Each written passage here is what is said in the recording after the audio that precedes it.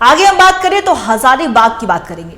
40 kilometre पैदल चलकर युवाओं ने डीसी को एक ज्ञापन सौंपा है और विस्थापन मुआवजा देने की युवाओं ने मांग रखी है। तो कंपनी के रवैये के खिलाफ लोगों में अब आक्रोश भी नजर आने लगा है। लेकिन सबसे बड़ा सवाल यह है कि झारखंड के लोगों के साथ ये नाइंसाफी आखिर कब तक होगी। देखिए रिपोर्ट। हजारीबाग जिले के बड़कागांव से सैकड़ों की संख्या में युवा 40 किलोमीटर का पैदल मार्च करते हुए हजारीबाग उपायुक्त नैन्सी सहाय के दर पर पहुंचे। युवाओं ने अपना ज्ञापन उपायुक्त को सौंपा। युवा विस्थापित मोर्चा के बैनर तले मांग किया है कि विस्थापन मुआवजा को लेकर कट ऑफ डेट आगे बढ़ाया जाए। वर्ष 2008 में परियोजना में देरी और ग्रामीणों के विरोध के चलते कट ऑफ डेट को आगे बढ़ाकर 17 मई 2016 किया गया। 17 मई 2016 तक विस्थापित परिवार के सदस्यों को 18 साल का होना अनिवार्य कर दिया गया। इस कारण अगर किसी विस्थापित परिवार के किसी सदस्य का 17 मई 2016 तक 18 साल नहीं हो पाया है तो उसे एनटीपीसी की तरफ से विस्थापन का मुआवजा नहीं दे रही है, जिसके चलते सैकड़ों की संख्या में युवा विस्थापन मुआवजा से वंचित रह गए हैं। आज पीढ़ी दर पीढ़ी का जमीन है, पूर्वजों का जमीन है।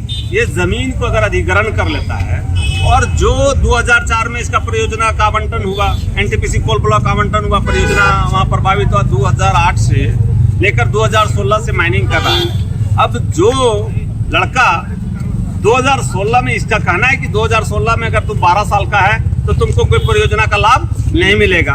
एनटीपीसी जब आई थी तो 2008 में कट ऑफ डेट रखा गया था।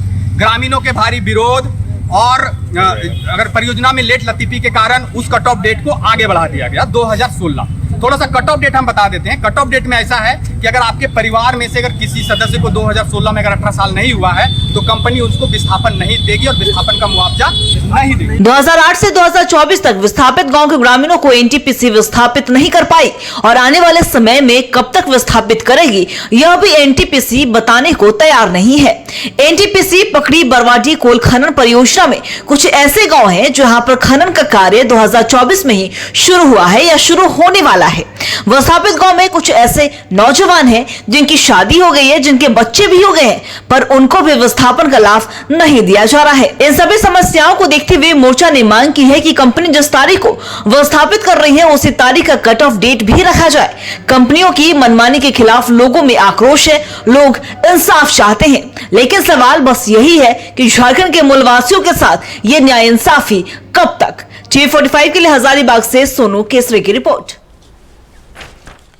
और इसी खबर पे और भी ज्यादा जानकारी के लिए हमारे सहयोगी सोनू केसरी हमारे साथ बने हुए ओंकारू करेंगे।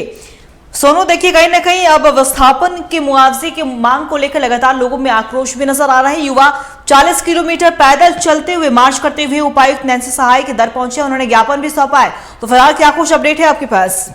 जी अंकिता, आपने ठीक कहा है। फिलहाल बड़कागांव से पैदल चलकर समाहरणालय पहुंचे हैं विस्थापित युवा मोर्चा के लोग और कट ऑफ द डेट की मांग की लेकर ज्ञापन सौंपे हैं। और बड़कागांव से सैकड़ों संख्या में युवा पैदल मार्च करते हुए हजारीबाग समाहरणालय पहुंचे हैं, जहां उपायुक्त के नाम पर ज्ञापन भी सौंपे हैं और अनुमंडल पदाधिकारी को भी ज्ञापन सौंपा गया है। समाहरणालय पहुंचकर सैकड़ों की संख्या में युवा विस्थापित मोर्चा के बैनर तले यह मांग किया गया है।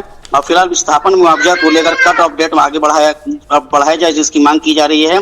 और युवा विस्थापित मोर्चा के सदस्य अमित कुमार ने यह भी बताया है कि एनटीपीसी बकरी बरवाडी कोल खनन परियोजना के तहत हजारीबाग जिला के बड़कागांव में चल रहा था यह पकड़ी बरवाडी कोल परियोजना, जिसे विस्थापित नीति के मांग को लेकर कट ऑफ डेट निर्धारित किया गया है। जैसे 2008 के परियोजना में देरी और ग्रामीणों के विरोध के चलते कट ऑफ डेट को आगे बढ़ाने की मांग की जा रही है। जी देखिए सोनू, मेरा आपसे एक और सवाल रहेगा। अगर हम बात करें तो एक तरफ कई ऐसे नौजवान हैं गांव के जहां जिनकी शादी भी हो गई, जिनके बच्चे भी हो गए, लेकिन अभी तक उन्हें एनटीपीसी की ओर से किसी भी तरह का विस्थापन का लाभ नहीं दिया जा रहा है। तो इन समस्याओं को देखते हुए भी मोर्चा ने मांग की है, लेकिन जाहिर सी बात है कि ये मांग पहली दफा नहीं की गई हो, इसके पहले भी कई सालों से मांग की जा रही होगी। तो इसलिए का क्या कभी इन लोगों ने और शिकायत नहीं की, कभी क्या एक्शन नहीं लिया गया?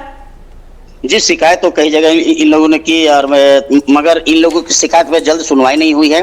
मगर अब लग रहा है कि जैसा इन्होंने मोड़ लाया है, जिस ढंग से इन्होंने आवेदन सौंपा है, अब लग रहा है कि शायद अधिकारियों के द्वारा मामले की सुनवाई की जा सकती है और मामले पर संज्ञान लिया जा सकता है। जी सोनू, आपका बहुत बहुत शुक्रिया तमाम जानकारी के लिए। बने रहिएगा खबर पे, हम आपसे लगातार अपडेट भी लेते रहेंगे। तो सुना आपने किस तरीके से विस्थापन मुआवजा को लेकर और कट ऑफ डेट आगे बढ़ाए जाने की मांग को लेकर विस्थापन विस्थापित मोर्चा ने प्रदर्शन किया है।